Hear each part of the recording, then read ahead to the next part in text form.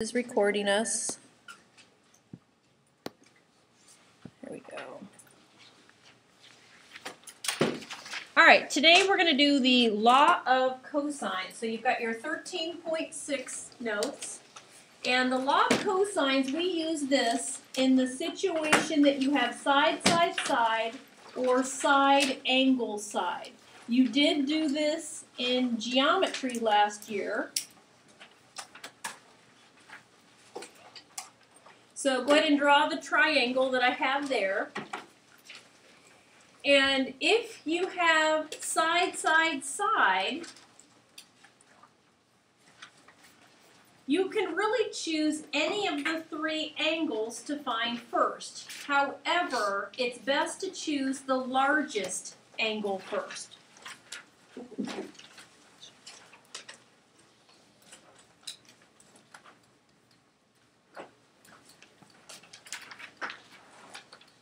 Okay, so choose the largest angle to find first. So let's look at example 1. It says find the three angles of the triangle whose sides have lengths 8, 19, and 14 feet. So just like law of sines, what you want to do is draw a triangle and determine the type of triangle that you have, whether it's side, side, side, side, angle, side, angle, side, angle, side, side, angle. So across from angle A, I have 8 feet. Across from angle B is 19 feet. And across from angle C is 14 feet. So this is the situation side, side, side. And you get to pick an angle, but we do want to start with the largest angle. So which one is the largest angle here? B. A. B. B is the largest. I didn't draw it to scale. Okay, it's not drawn to scale here. But across from B is the largest angle. So we're going to find B first. So let's look back up at the law of cosines formula. The only one of these three that has angle B in it is the second row. So each time you're using law of cosines, you have to determine which one you need to use. So I have b squared equals a squared plus c squared minus 2 times a times c times the cosine of angle B. So we're going to plug in everything we know into this formula. So I have 19 squared equals 8 squared plus 14 squared minus 2 times 8 times 14 times the cosine of B. So again, you want to draw a diagram. You want to determine what type of triangle you have. If it's side, side, side, or side, angle, side, it's going to be law of cosines. Then choose the appropriate formula. Plug everything in. Now I want to pause a moment before we move forward. And I want to give you a situation. What if I had 7 equals 4 plus 3x? Can I add 4 plus 3x together?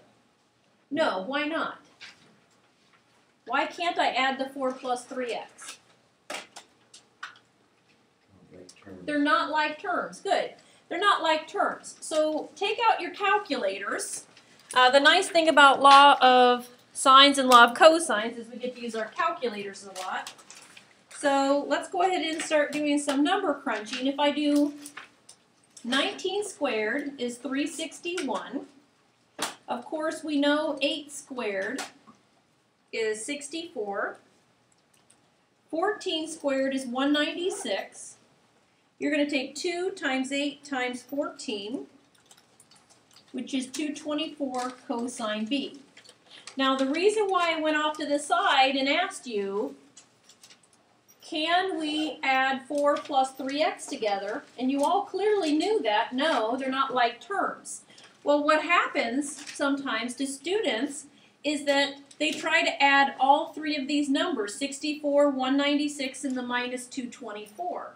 And the reason why you can't add all three together is the minus 224 is the coefficient of cosine B.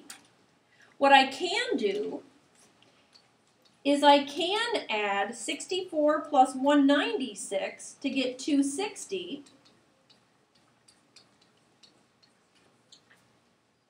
But can you see why I cannot combine those two? Because that 224 is the coefficient of something unknown. So cosine B is acting like my variable. So what I can do then is I can subtract 260 from both sides of the equation, and I get 101 equals negative 224 cosine B. Now what do I need to do to both sides of the equation to get cosine B alone? Divide by negative 224. Yeah, divide by negative 224 to both sides. Now what's really nice about that in your graphing calculator, so I'm taking 101 divided by negative 224, and I'm getting about negative 0.45. To find B, you want to do inverse cosine of that number. Well, the nice feature on your graphing calculator is the decimal is on there the whole way, right? That's the very last thing on your calculator. So check your mode before you do anything. What mode should we be in? Degree mode. Okay, check your mode. Then you do second cosine, second answer. You know where that second and the answer button is? That's the negative sign. And so angle B is 116.8 degrees. Okay? Anybody need help with the buttons on the calculator? Second cosine, second answer. All right, now what you want to get in the habit of doing is go from the largest angle to the next largest and so on. So, the next angle I'm going to find, let me go ahead and put in my picture so I can see it. What would be the next largest angle? C. C is the next largest angle. The nice thing is, you don't have to do law of cosines again.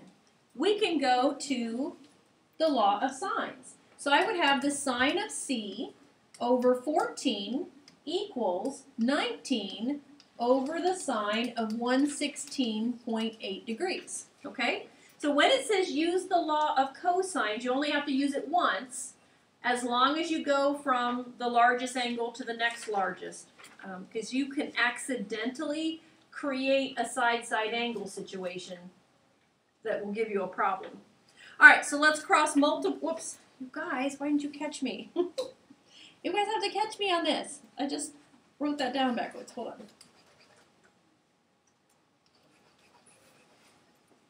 All right, sorry about that. So that should have been my sine 116.8 degrees over 19. Okay, you have to be consistent. All right, I caught myself there. All right, so here we go. I have 14 times the sine of 116.8, press enter, divided by 19, and I've got the sine of C is 0.6577. And you can do inverse sine, inverse answer. So C, angle C, is 41.1 degrees. Now how do I find angle A? Maggie, how do you do it? Okay, so take 41.1 degrees plus 116.8 degrees, subtract that from 180. And that will give me angle A is 22.1 degrees. Okay? All right, so in this situation, side, side, side, you choose the largest angle, then you look at the three formulas that we have in the law of cosines, and you pick the one that has that letter of the angle. Okay? Then once you get the angle, you can then switch to the law of sine to do the next largest angle. Any questions on this one? All right, then try example 2 on your own. It says find the three angles of the triangle whose sides have lengths. A is 9 meters, B is 14 meters, and C is 21 meters. All right, look at example 1 as your guide.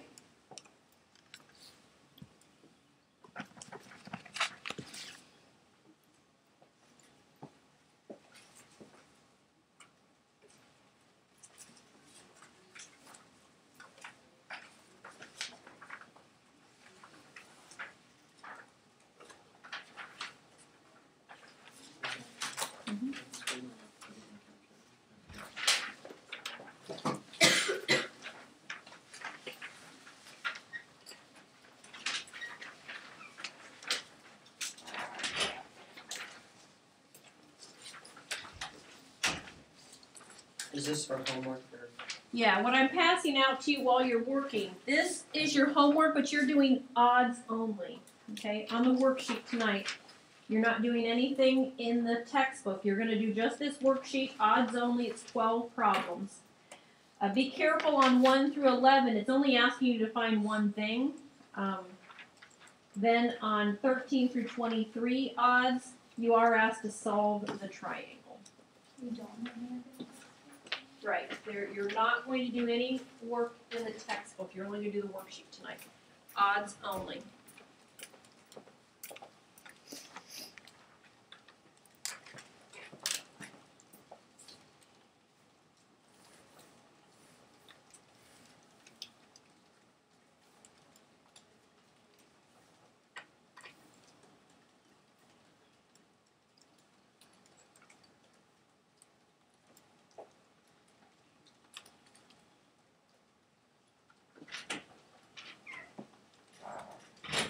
So the very first thing you should have done is draw a picture. I'm looking at your papers. They look fantastic. You have side, side, side. Which angle do you find first? Which one? C. Good job. Okay, so you're going to find C. So you should be using C squared equals A squared plus B squared minus 2AB cosine C.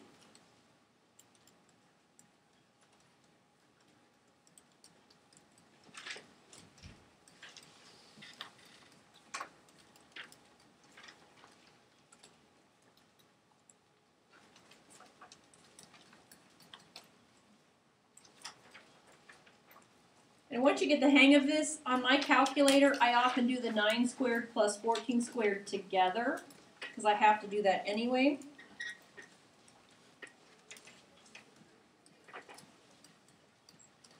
Please remember that you cannot combine the 277 and the 252. They're not like terms.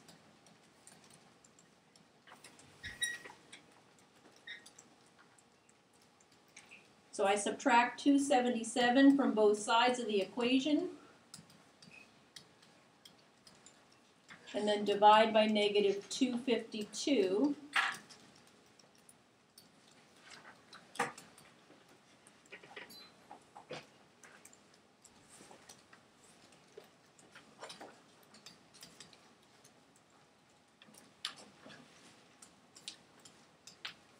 I'm getting angle C is 130.6 degrees. Did we get that? Yes. Okay, awesome. At that point, you're welcome to go to the law of sines. Which is the second angle that I need to go get? B. I need to go get B. So let's see if I can do this one right. Sine of B over 14 equals the sine of 130.6 degrees over 21. And are you guys getting the hang of this? I do expect that you remember your geometry. So you take 14 times sine 130.6, divide by 21, and inverse sine. So I got angle B was 30.4 degrees. Okay, 30.4 degrees. Then add those two angles, 30.4 degrees and 130.6. Subtract from 180, and angle A should be 19 degrees. Okay, any questions on that one? Yeah, Garrett? What if for angle B, I had 30.41, I didn't round it all the way? Oh, that's absolutely fine. All So right. then your angle A, 18.9. yeah, and that's absolutely fine. Unless it says specifically to round your angles to the nearest tenth, then that would be fine if you did that. All right, let's look at example 3 together. It says, find the remaining angles and sides of the triangle whose sides have lengths. A is 34 feet, C is 28 feet, and it has an angle B of 92 degrees. So notice I'm not drawing these triangles to scale whatsoever. And so I'm getting the situation side, angle, side. Side, angle, side. So now, when you look at those three formulas that are on the top of your page, there's only one thing I am able to find. What is it?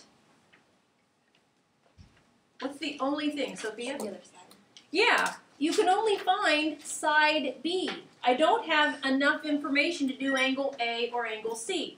So if I want to find side B, I'm using the second row. B squared equals A squared plus C squared minus 2AC cosine angle B. And I love side angle side because this is a straight calculator shot. I think you'll end up liking this as well. So B squared equals 34 squared plus 28 squared minus 2 times 34 times 28 times the cosine of 92 degrees. So let's see if I can get my calculator to come up on here while I'm doing this. So here we go. What you're going to do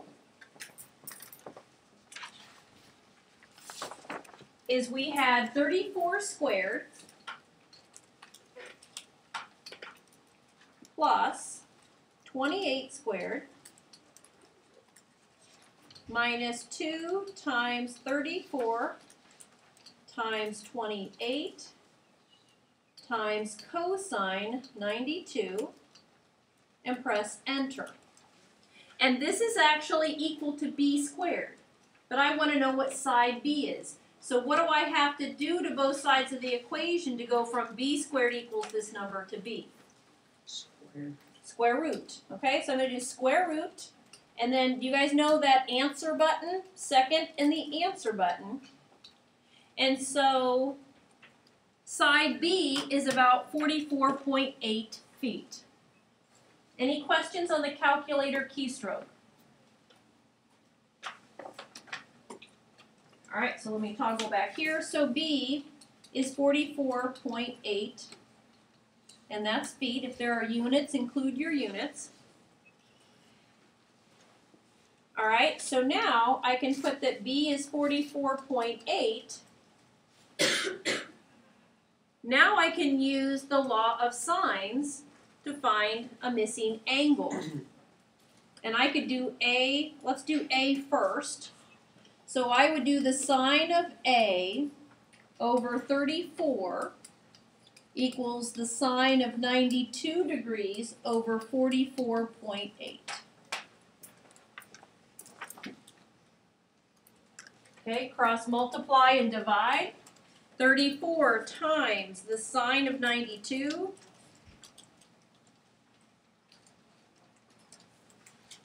divided by 44.8, and then you do have to do inverse sine of that.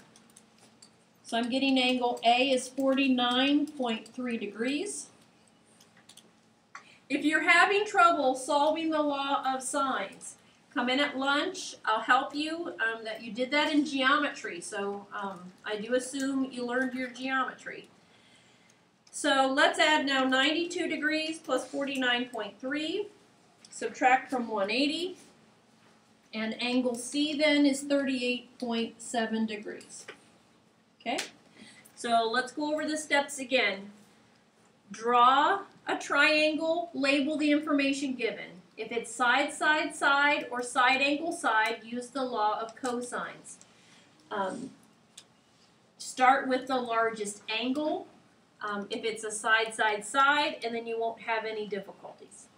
If it's side angle, side, it's super easy to do. Okay, you just crunch it in the calculator, it spits it out, and then you go on to the law of sines. All right, any questions? All right, next idea here is Heron's area formula. Do you remember we've talked about area of a triangle 1/2 base times height. That height had to be a perpendicular height. In the previous lesson, in the law of sines, we looked at, we didn't have a right triangle, and it was 1/2 the two sides times the sine of the included angle. In Heron's formula, this is the situation where you have side, side, side. And what they do is they say S, you add up the three sides and take half of that. then you can find the area by doing the square root of s times s minus a times s minus b times s minus c. Good news, you don't have to memorize this. I'm going to give you this formula, but you need to know how to use it.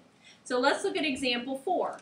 It says find the area of the triangle with sides A is 11 meters, B is 8 meters, and C is 15 meters. So let's find S. S is 1/2 the sum of all three sides. So you're welcome to use your calculator.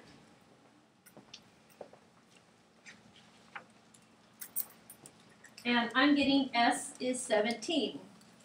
Then Heron's area formula is 17 times 17 minus 11 times 17 minus 8, 17 minus 15. So I get 17 times 6 times 9 times 2.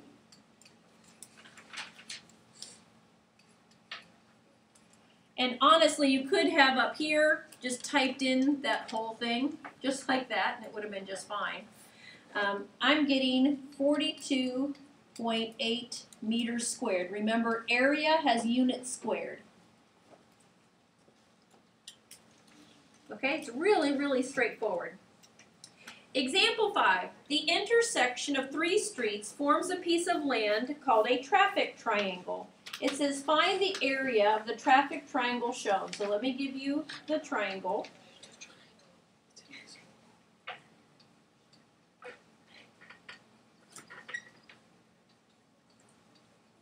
So here's the triangle, so go ahead and jot that down.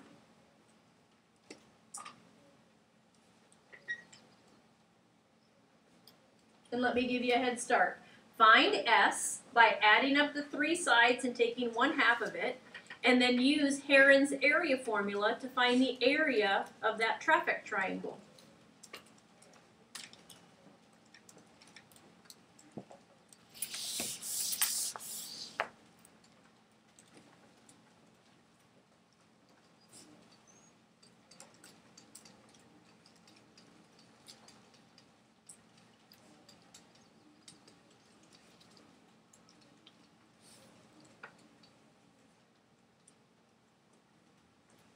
I got S was 380, so just to make sure you're not getting too far along.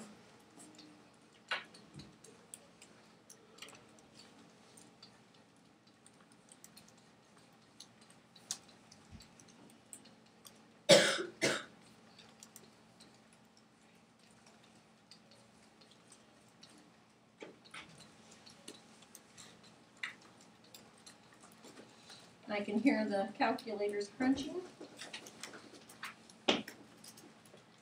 Alright, so when you're done, I got 18,307.4, and that's yards squared.